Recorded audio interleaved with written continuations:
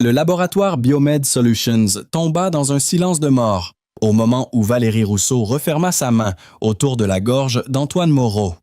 Pendant des mois, ce père célibataire avait enduré son harcèlement systématique. Les humiliations publiques, les délais impossibles, les remarques cruelles sur sa fille Léa. Mais quand Valérie découvrit la médaille de la Légion d'honneur dans son tiroir de bureau, quelque chose bascula. « Tu joues au héros de guerre, pas vrai ?» ricana-t-elle, serrant son col pendant que ses collègues regardaient, choqués. Antoine devint parfaitement immobile. Pas de la soumission, mais le calme dangereux d'un soldat entraîné qui calcule force et distance. Ce qui se passa ensuite dura exactement 2 secondes et changea tout ce que Valérie croyait savoir sur l'homme silencieux qu'elle torturait depuis des mois. Cette histoire prouve que certaines tempêtes ne s'annoncent pas par le tonnerre. Elles se rassemblent dans les espaces silencieux entre les battements de cœur, dans la distance prudente qu'un homme garde avec son passé, dans la façon dont des mains chirurgicales. Certains orages ne s'annoncent pas par le tonnerre. Ils se rassemblent dans les espaces silencieux entre les battements de cœur, dans la distance prudente qu'un homme garde avec son passé, dans la façon dont des mains chirurgicales se meuvent à travers des rituels matinaux devenus sacrés. Le réveil d'Antoine Moreau ne sonnait jamais parce qu'il était déjà réveillé, debout près de la petite fenêtre de cuisine de leur appartement de Créteil, regardant les rues vides, pendant que son esprit luttait avec des souvenirs qui refusaient de rester enterrés. Le sommeil était devenu un luxe qu'il avait perdu quelque part entre l'Afghanistan et la paternité célibataire, remplacé par une vigilance qui ne s'éteignait jamais complètement. 2 tranches de pain complet allèrent dans le grille-pain, croûtes enlevées parce que Léa ne les mangeait pas. La tasse verte descendit du placard, jamais la bleue, parce que la routine était la fondation sur laquelle le monde de sa fille restait stable. À 8 ans, Léa possédait une capacité étonnante à percevoir les émotions que son père essayait de cacher. Son autisme lui donnait une perception surnaturelle pour lire le climat émotionnel des adultes. « Papa est encore réveillé tôt », vint sa voix depuis l'embrasure de la porte, prudente dans sa connaissance. « Je m'assure juste que tout soit prêt pour ma petite princesse », répondit Antoine, s'agenouillant pour lisser l'épi qui ne restait jamais en place. La médaille de la Légion d'honneur était cachée dans son tiroir de bureau au travail, sous les rapports trimestriels et les protocoles de sécurité. Il l'avait gagnée en tirant 3 soldats d'un véhicule blindé en feu, pendant que sa propre épaule était fracturée et qu'il avait perdu l'audition d'une oreille. Mais c'était loin d'Antoine Moreau, ancien médecin militaire des forces spéciales, quelqu'un qu'il avait connu autrefois, mais ne pouvait plus retrouver dans le miroir.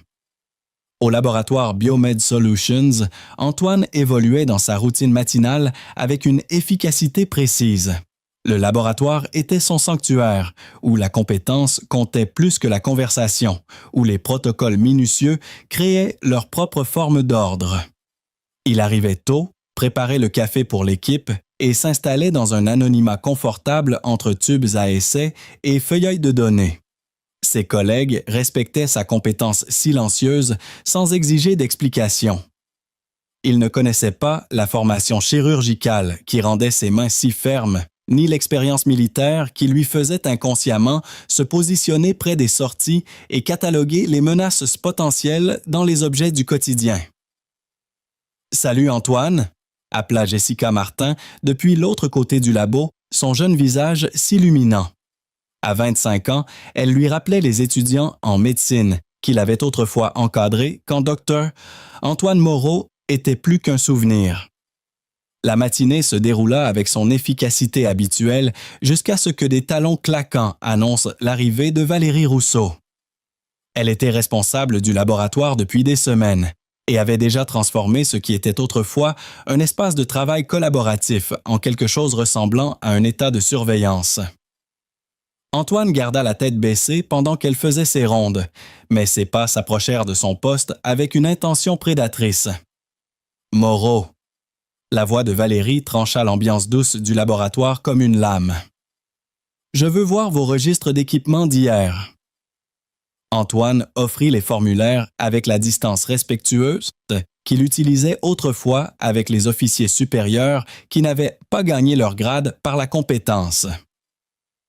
Les doigts parfaitement manucurés de Valérie arrachèrent le clipboard, scrutant avec l'intensité de quelqu'un qui cherchait des munitions plutôt que des informations. Ce calibrage de centrifugeuse montre une finalisation à 16h47, mais le protocole exige 15 minutes de stabilisation. Vous avez enregistré la finalisation trop tôt. L'accusation flotta dans l'air comme de la fumée autour d'eux. Le laboratoire devint silencieux, comme les espaces le font quand les prédateurs chassent. Tout le monde soudain occupé, yeux baissés, oreilles ouvertes. La période de stabilisation a été complétée, madame. L'horodatage reflète la finalisation de la documentation, pas la finalisation du processus. La voix d'Antoine resta nivelée, ne donnant aucun indice des calculs qui traversèrent son esprit. Distance aux sorties, position des témoins. La façon dont la posture de Valérie suggérait quelqu'un habitué à l'intimidation mais peu familier avec la confrontation réelle. Vous remettez en question ma compréhension des protocoles de laboratoire? La voix de Valérie monta juste assez pour que tout le monde entende. Antoine rencontra ses yeux, avec le regard ferme de quelqu'un qui avait affronté de vraies menaces dans des endroits où les enjeux se mesuraient en vie, plutôt qu'en examen trimestriel. Non, madame, j'explique le processus de documentation tel que je le comprends. Le silence s'étira comme un fil sous tension. Quelque chose vacilla dans l'expression de Valérie. L'incertitude peut-être, ou la reconnaissance qu'elle avait à faire à quelque chose de plus complexe que la dynamique habituelle du lieu de travail. Mais le moment passa, remplacé par le calcul froid de quelqu'un qui avait bâti une carrière sur l'établissement de la dominance par la destruction systématique. À l'avenir, Moreau, j'attends une documentation plus claire. L'ambiguïté suggère soit l'incompétence, soit l'insubordination, et je n'ai de tolérance pour aucune des deux. Elle se tourna pour partir, puis s'arrêta. Oh, et la prochaine fois que vous remettez en question ma compréhension, assurez-vous d'être prêt à soutenir votre position. Dans la campagne systématique de Valérie, la vie soigneusement construite d'Antoine commença à se fissurer sous l'assaut soutenu. Le harcèlement escalada méthodiquement. Correction publique pour des erreurs imaginaires, délai impossible, remarque cruelle sur son incapacité évidente à gérer sa vie personnelle. Mais c'étaient les équipes de week-end qui coupaient le râleux le plus profondément, le forçant à manquer les rendez-vous de thérapie de Léa pour la première fois en année. « Pourquoi tu ne peux plus venir à mes rendez-vous » demanda Léa un soir, son dîner à peine touché. La question vint dans le ton plat qu'elle utilisait quand son monde avait basculé au-delà de sa capacité à traiter le changement. Antoine tendit la main à travers leur petite table de cuisine pour prendre sa main. « L'horaire de papa au travail a changé, ma chérie, mais je promets que je vais trouver un moyen d'arranger ça. » Léa étudia son visage avec l'intensité de quelqu'un qui avait appris à lire les schémas météorologiques émotionnels pour survivre. « Tu es triste à cause du travail? » La question frappa comme un coup physique, pas parce qu'elle était inattendue, mais parce qu'elle était si perceptive. « Parfois, le travail est difficile, admit-il. Mais tu sais ce qui l'améliore? Rentrer à la maison avec toi chaque jour. » Léa sourit alors, la première expression authentique qu'il avait vue d'elle depuis des jours.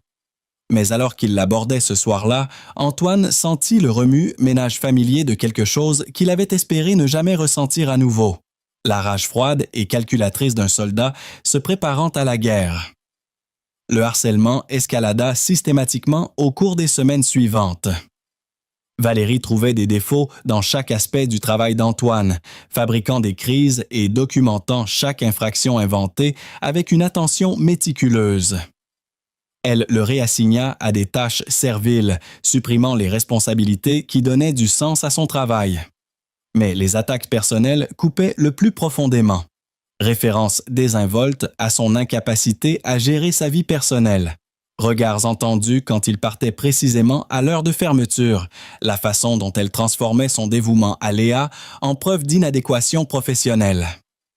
Les pères célibataires paresseux font face à des défis uniques pour maintenir l'engagement professionnel, dit-elle lors d'une évaluation de performance brutale, mot soigneusement choisi pour son nez sympathique tout en infligeant le maximum de dégâts. Peut-être devriez-vous considérer si vos circonstances vous permettent de donner à ce poste l'attention qu'il mérite. Antoine était assis face à elle, mains jointes pour cacher leur tremblement.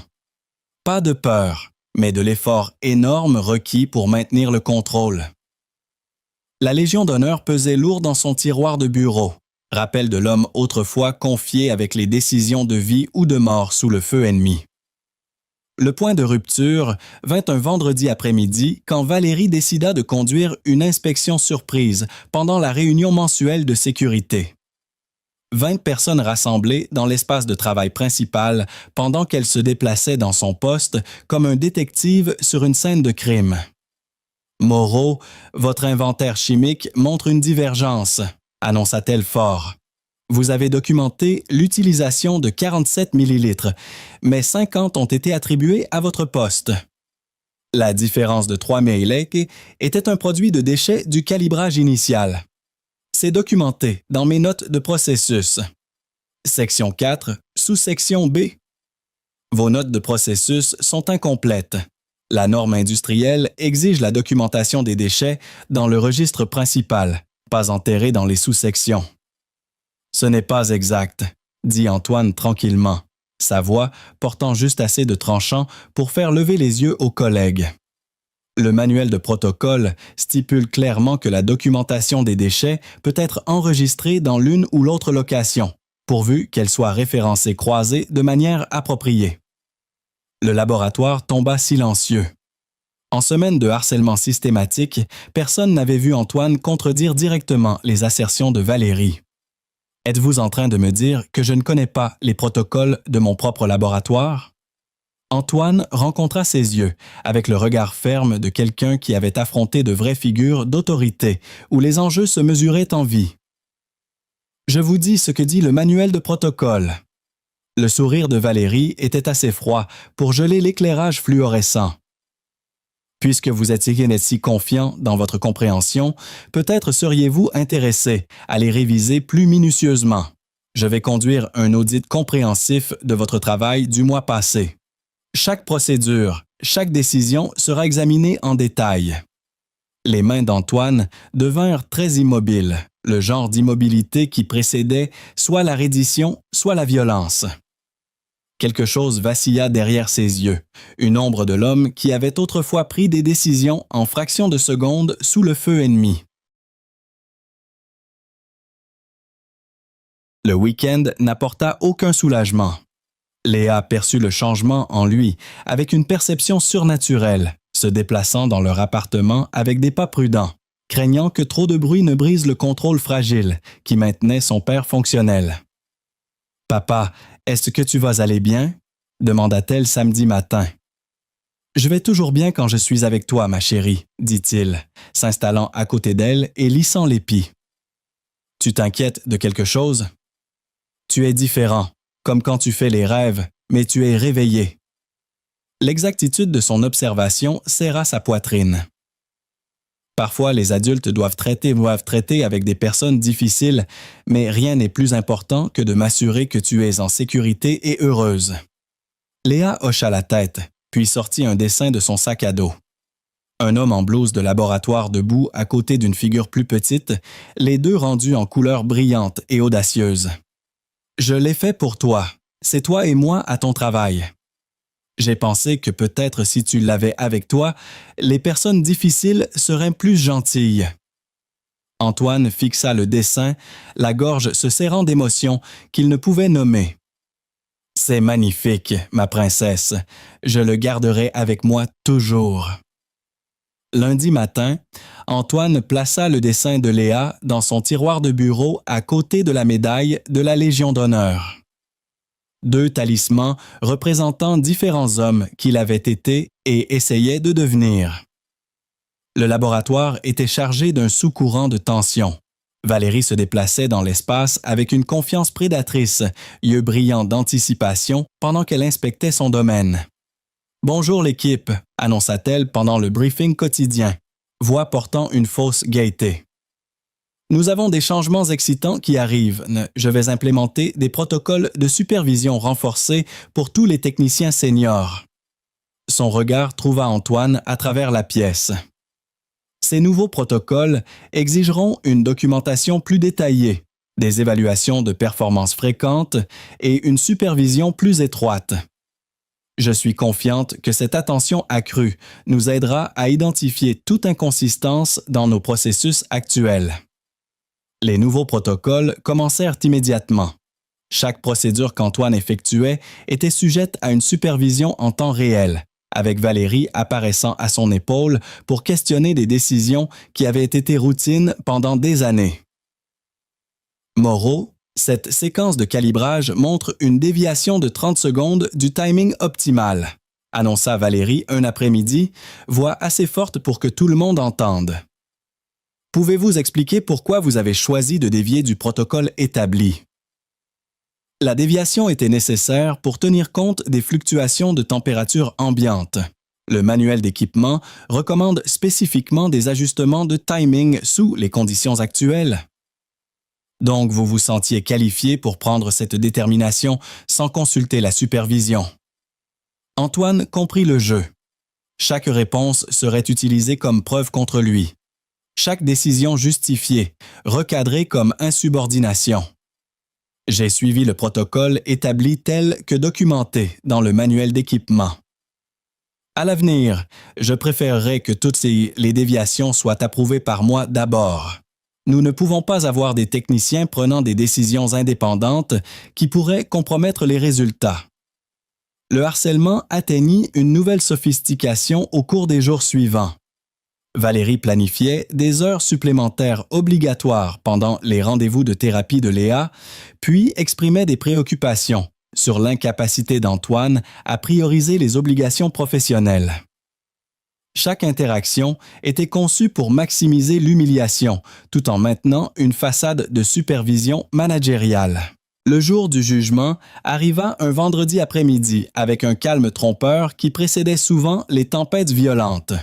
Le laboratoire était occupé avec la réunion mensuelle de sécurité, attirant le personnel de plusieurs départements. Près de 20 personnes rassemblées autour de Valérie Rousseau, qui se tenait au centre de l'attention comme un général s'adressant aux troupes. Avant de commencer le briefing de sécurité d'aujourd'hui, annonça Valérie, voix portant un éclat artificiel que tout le monde avait appris à associer avec la cruauté imminente. J'aimerais aborder certaines préoccupations concernant les protocoles de documentation. Antoine travaillait tranquillement à un poste faisant les ajustements finaux à une analyse complexe. Ses mouvements économiques et précis, chaque action coulant avec l'efficacité qui venait d'années de pratique haute pression. Comme vous le savez, la documentation appropriée est la fondation de tout ce que nous faisons, continua Valérie, se déplaçant à travers le personnel rassemblé avec grâce prédatrice. Quand les procédures ne sont pas suivies exactement, quand des raccourcis sont pris, quand le personnel décide que les règles ne s'appliquent pas à eux, l'intégrité de toute notre opération est compromise. Son chemin l'amenait inexorablement vers le poste de travail d'Antoine. Il sentit le resserrement familier dans ses épaules qui venait avec le feu entrant. La médaille de la Légion d'honneur semblait palpiter dans son tiroir comme un battement de cœur. Ce qui m'amène à une situation nécessitant une attention immédiate, dit Valérie, s'arrêtant à côté de la chaise d'Antoine.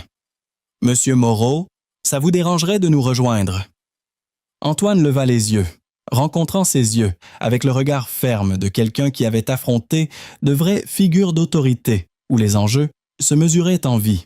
« Bien sûr, » dit-il tranquillement, posant les instruments avec précision prudente. Maintenant, comme je disais, les protocoles de documentation existent pour une raison. Quand quelqu'un prend sur lui de personnaliser son espace de travail de façon qui viole la politique de l'entreprise, ça crée un précédent qui sape les standards professionnels.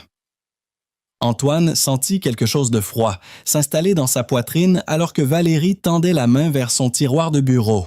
Le même calme glacé qui était descendu pendant les combats quand le temps ralentissait et chaque détail devenait cristallin. Eh bien, dit Valérie, fausse surprise dans sa voix en tirant le tiroir. Qu'est-ce que nous avons ici? Sa première découverte fut le dessin de Léa. Couleur brillante paraissant fragile dans sa prise prédatrice. Elle le tint pour que tout le monde voie, expression mêlant moquerie et triomphe. Ah, comme c'est touchant! Les fantasmes d'une petite fille sur son papa être une sorte de héros. Elle tourna le dessin pour que tout le monde puisse voir la représentation de Léa de son père comme une figure grande et forte en blouse de laboratoire. Fierté innocente dans chaque trait de crayon, maintenant exposée au ridicule public. La respiration d'Antoine devint peu profonde et contrôlée. Le même schéma qu'il avait utilisé au combat quand resté calme signifiait la différence entre la vie et la mort. Autour du laboratoire, les collègues bougèrent inconfortablement, reconnaissant la cruauté mais incertains de comment intervenir. Mais Valérie n'avait pas fini. Sa main plongea plus profondément, émergeant avec la médaille de la Légion d'honneur qu'Antoine avait espéré ne jamais afficher à nouveau. Le métal attrapa l'éclairage fluorescent pendant qu'elle l'examinait avec intérêt clinique. « Et qu'est-ce que c'est? Jouer au soldat déguisé, n'est-ce que pas Moreau? Laissez-moi deviner. Vous l'avez acheté dans un magasin de surplus pour impressionner les gens avec votre service militaire imaginaire. » Les mots frappèrent toute la piastote comme un coup physique, stupéfiant tout le monde dans le silence absolu. Antoine devint parfaitement immobile. Pas l'immobilité de soumission, mais le calme dangereux d'un soldat entraîné qui venait de regarder un ennemi franchir une ligne d'où il ne pourrait y avoir aucune retraite. En fait, continua Valérie, se réchauffant à son thème, ça explique tant de choses sur votre problème d'attitude. Tout ce temps, je pensais que j'avais affaire à un employé insubordonné. Mais il s'avère que j'ai affaire à quelqu'un qui pense que son service militaire de fantasme le rend spécial. Les mains d'Antoine commencèrent à trembler, pas de peur, mais de l'effort énorme requis pour maintenir le contrôle pendant que quelque chose de primal s'agitait dans les profondeurs de sa conscience. La Légion d'honneur représentait plus que la reconnaissance personnelle. C'était un symbole de 3 soldats qui étaient eux rentrés chez leur famille parce qu'ils avaient été prêts à risquer tout. Vous savez quelle était la partie vraiment triste? La voix de Valérie prit le tranchant cruel de quelqu'un appréciant la destruction. Cette pauvre petite fille croit vraiment que son papa est une sorte de héros quand la réalité est qu'il n'est qu'un autre wannabe. Les mots sortirent silencieux et nivelés, mais portaient le genre d'autorité qui fit tout le monde se figer en reconnaissance du danger imminent. Valérie se tourna vers lui avec le triomphe flambant dans ses yeux, pensant peut-être qu'elle avait finalement provoqué l'effondrement qu'elle avait travaillé pendant des semaines. Mais ce qu'elle vit dans le visage d'Antoine la fit prendre un pas involontaire en arrière.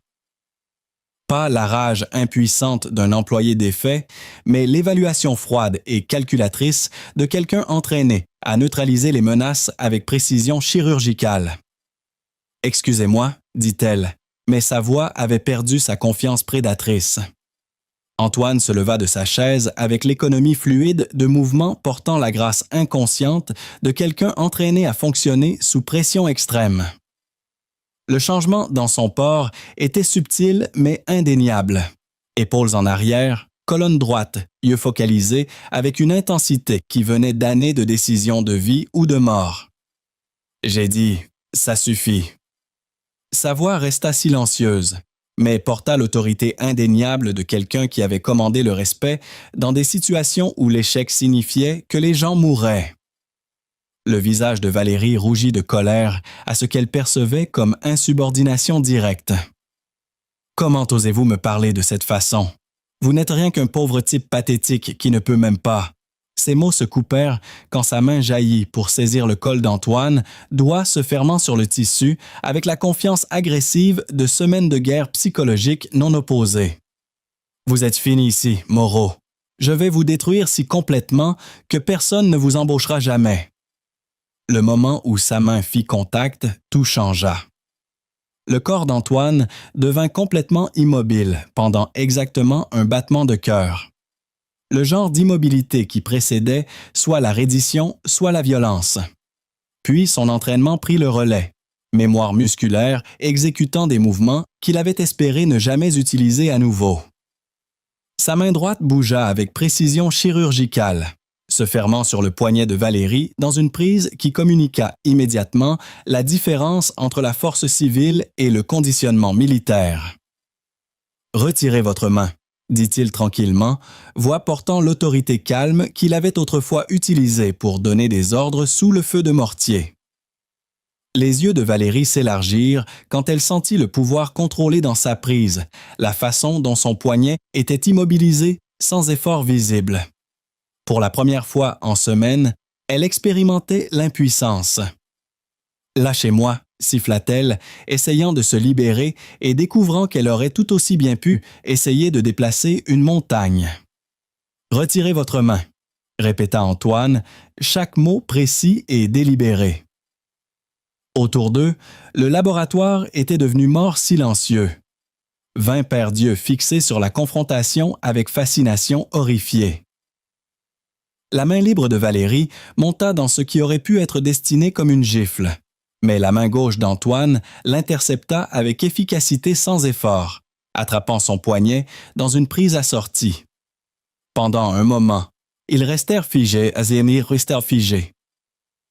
Valérie piégée par sa propre agression. Antoine démontrant la retenue qui parlait d'entraînement bien au-delà de tout ce qu'un technicien de laboratoire devrait posséder. « C'est fascinant », vint une nouvelle voix de l'embrasure.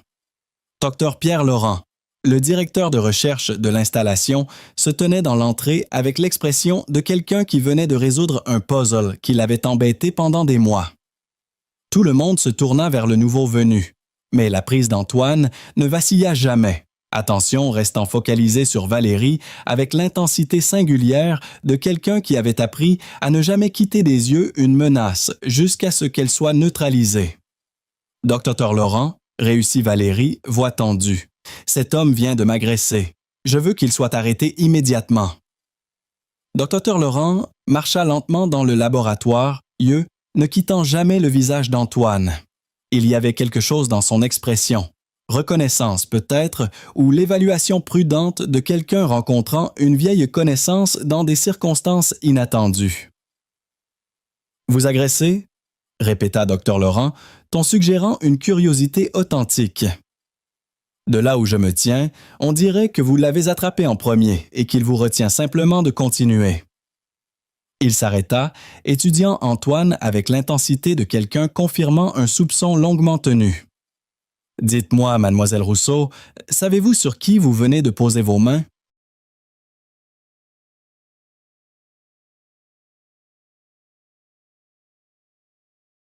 Le visage de Valérie passa par plusieurs changements de couleur pendant qu'elle traitait les implications.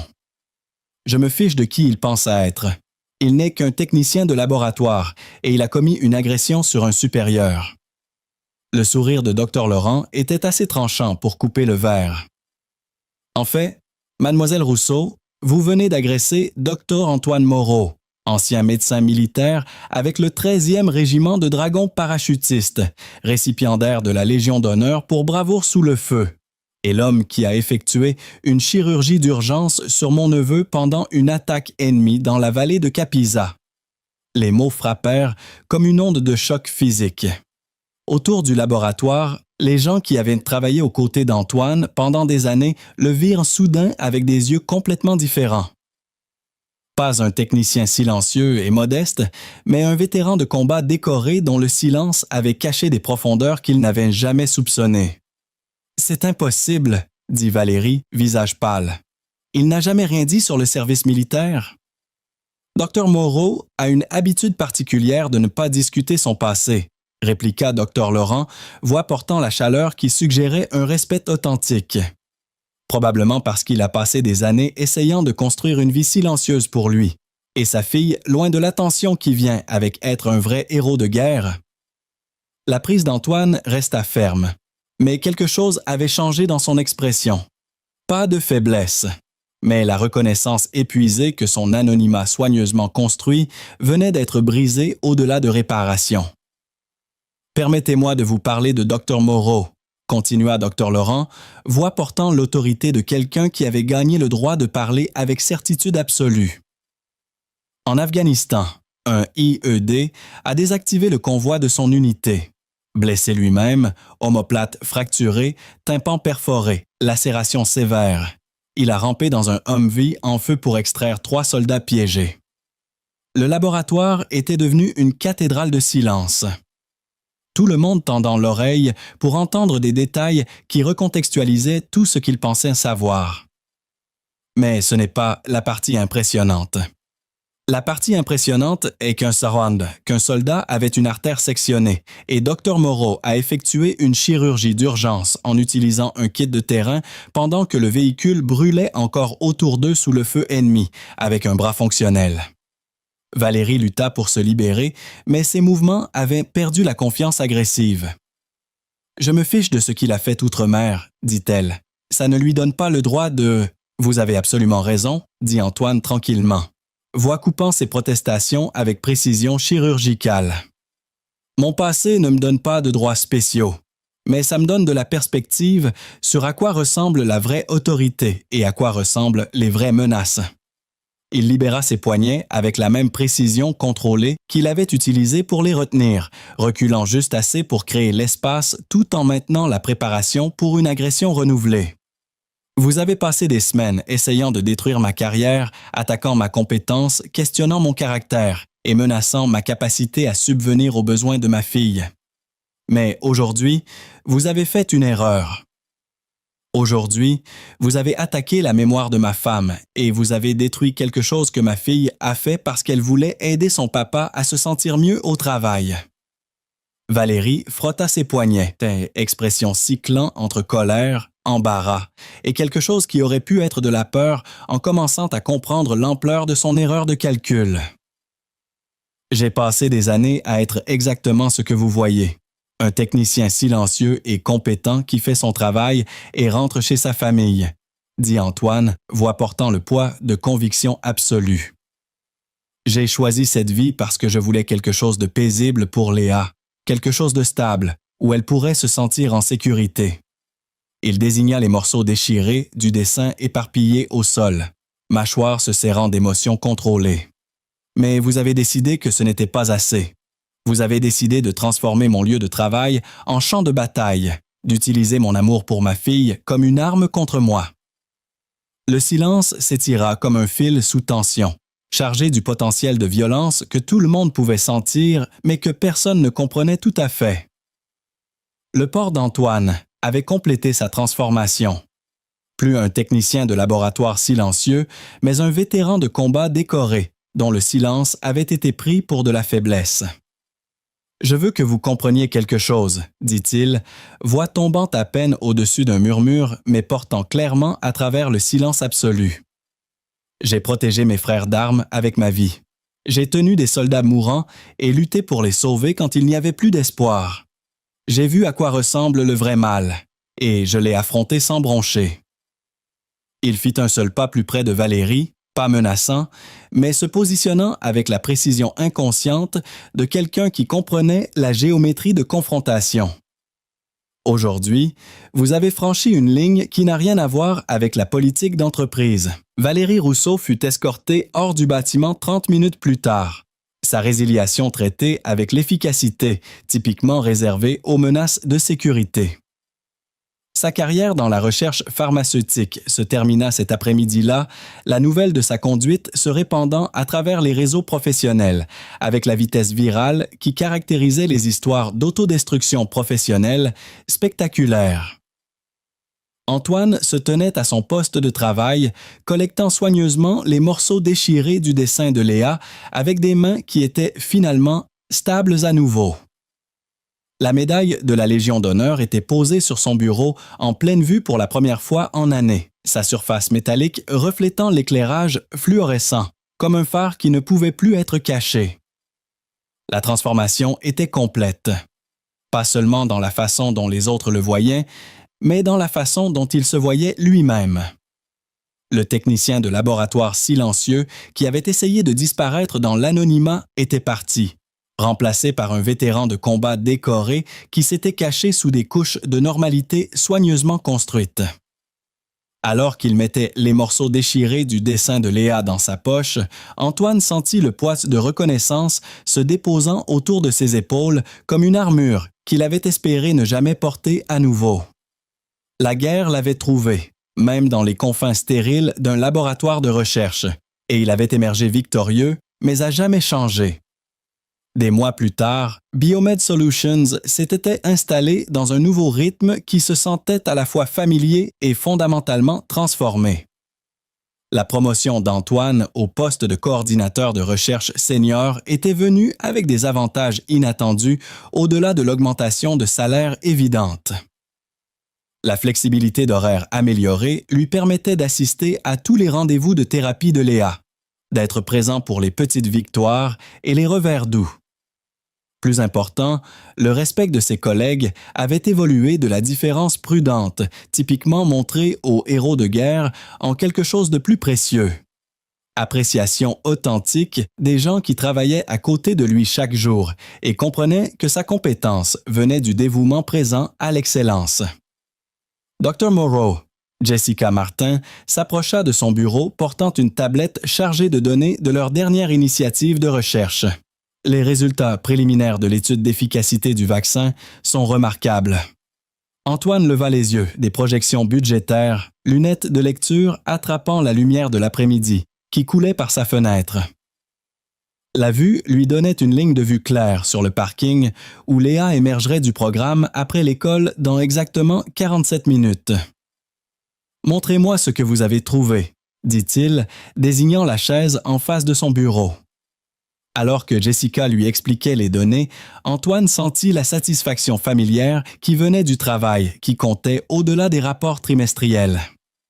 Le vaccin qu'il développait pouvait potentiellement prévenir une souche de pneumonie qui tuait des milliers d'enfants annuellement, le genre de mission qui donnait du sens aux longues heures et à la documentation méticuleuse. Les taux d'efficacité tiennent stable à 84% à travers toutes les populations de tests, expliqua Jessica, excitation à peine contenue. Si ces résultats tiennent à travers les essais finaux, nous pourrions regarder l'approbation de la NNSM dans 18 mois.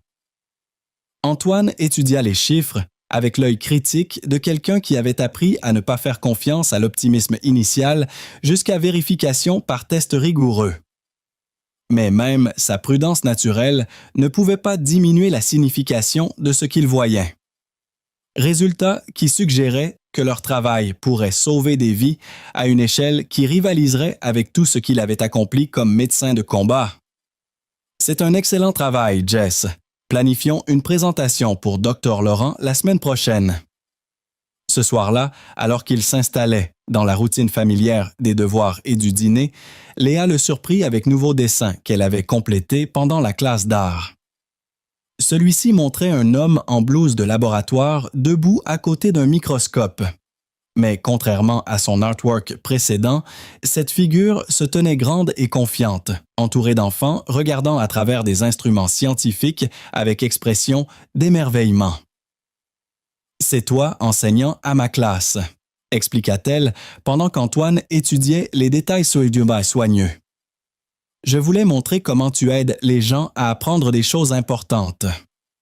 Antoine plaça le dessin sur le réfrigérateur à côté de son autre artwork, mais celui-ci se sentait différent.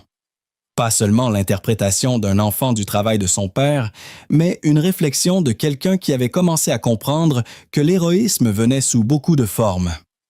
Toutes valables, toutes dignes de respect. La médaille de la Légion d'honneur attrapa la lumière de cuisine pendant qu'il se déplaçait à travers la routine du soir. Plus une source de honte compliquée, mais un rappel que les qualités qu'il avait rendues efficaces sous le feu, précision, courage, dévouement à protéger les autres, étaient les mêmes qualités qui le rendaient efficace dans le laboratoire et comme père. L'avenir s'étendait devant avec possibilité, plutôt qu'anxiété. Et pour la première fois, depuis la mort de Rachel, Antoine se sentit prêt à le rencontrer avec des mains ouvertes, au lieu de poings fermés, sécurisée dans la connaissance que Léa grandirait, comprenant que force et intelligence n'étaient pas des forces opposées, mais des aspects complémentaires du même engagement à rendre le monde meilleur. L'histoire d'Antoine et Léa nous enseigne que parfois, nos plus grandes forces résident dans notre silence jusqu'au moment où quelqu'un franchit une ligne qui ne devrait jamais être franchie. Antoine Moreau, héros de guerre devenu père dévoué, avait choisi l'anonymat pour protéger sa fille autiste des regards du monde. Son silence fut pris pour de la faiblesse par Valérie Rousseau, qui transforma son lieu de travail en champ de bataille psychologique. Mais quand elle s'attaqua à l'amour innocent de Léa représenté par son dessin, elle réveilla le soldat qu'Antoine avait essayé d'oublier. Leur confrontation nous montre que la vraie force ne se mesure pas dans la violence, mais dans la capacité de protéger ceux qu'on aime avec une détermination inébranlable. Antoine nous rappelle que nos cicatrices peuvent devenir nos forces, que notre passé peut servir notre présent et que parfois, il faut révéler qui nous étions vraiment pour devenir qui nous devons être. N'oubliez pas de liker cette histoire si elle vous a rappelé que les vrais héros se cachent souvent dans l'ombre et dites-nous dans les commentaires, avez-vous déjà dû révéler une force cachée pour protéger quelqu'un que vous aimez? Votre soutien nous aide à créer plus d'histoires qui célèbrent le courage silencieux, la résilience paternelle et le triomphe de la justice sur la cruauté.